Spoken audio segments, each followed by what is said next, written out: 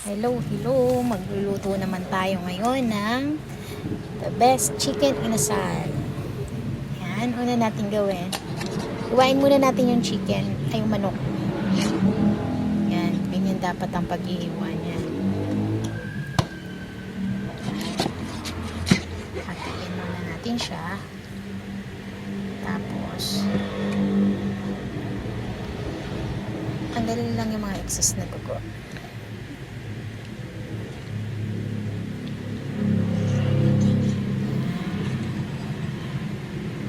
Lagyan lang natin siya ng mga hiwa-hiwa. Ganyan yung pagkakahiwa.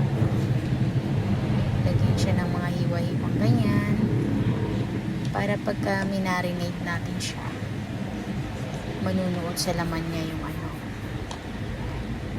yung sangkap.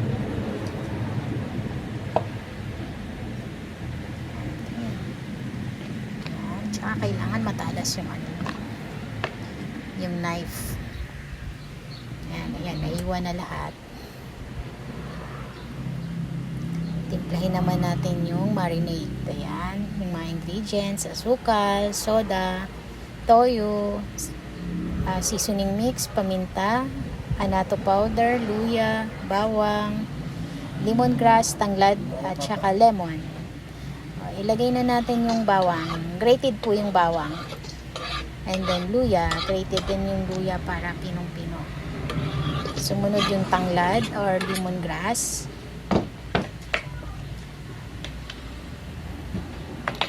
Isunod natin yung lemon. Ayan. Lemon siya, lemon.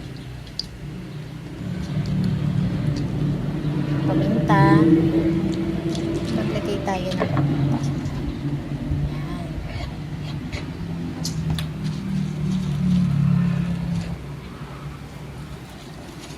Isunod yung annatto powder o aswiti.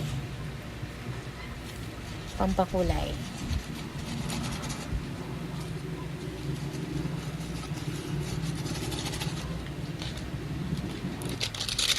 Tapos, maglagay ng seasoning mix. And then, ilagay na yung soda. Kahit anong brand ng soda. Basta yung clear. Wag lang yung dark. Maglagay ng soy sauce, toyo. Tsaka, ilagay na yung asukal. Yan. Halo-haluin lang siya.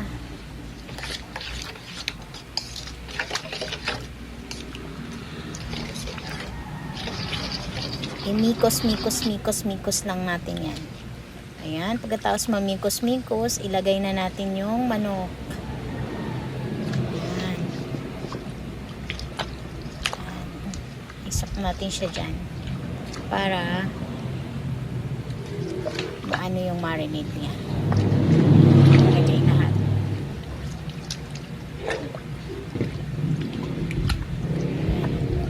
Nalagyan na lahat. Set aside natin yan pagka okay na marinate na lahat.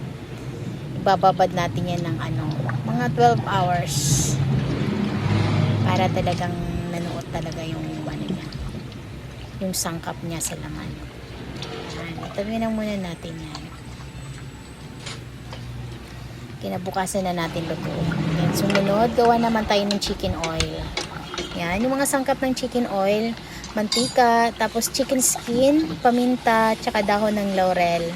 And then, lagyan din natin ng aswiti para may kulay.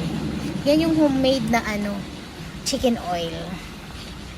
Yummy, yummy yan. Gagamitin natin yan pagka inihaw na natin yung chicken inasal. Ayun na, makulay na siya. Yan. Ngayon, ihawin naman natin. Naibabad na natin ang magdamag yan. Yan, ihawin na siya. Ganyan lang po. Masarap na po yan. Chicken inasal. The best po yan. Subukan nyo pong lutuin.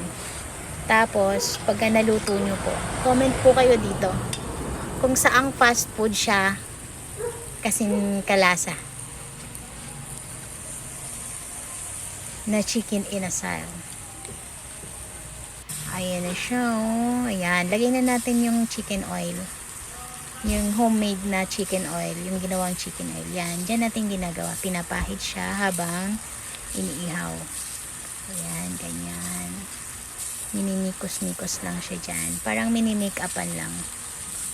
Ganun, o. Para hindi dry ang ating chicken inasal. Ayan na, o. Thank you for watching.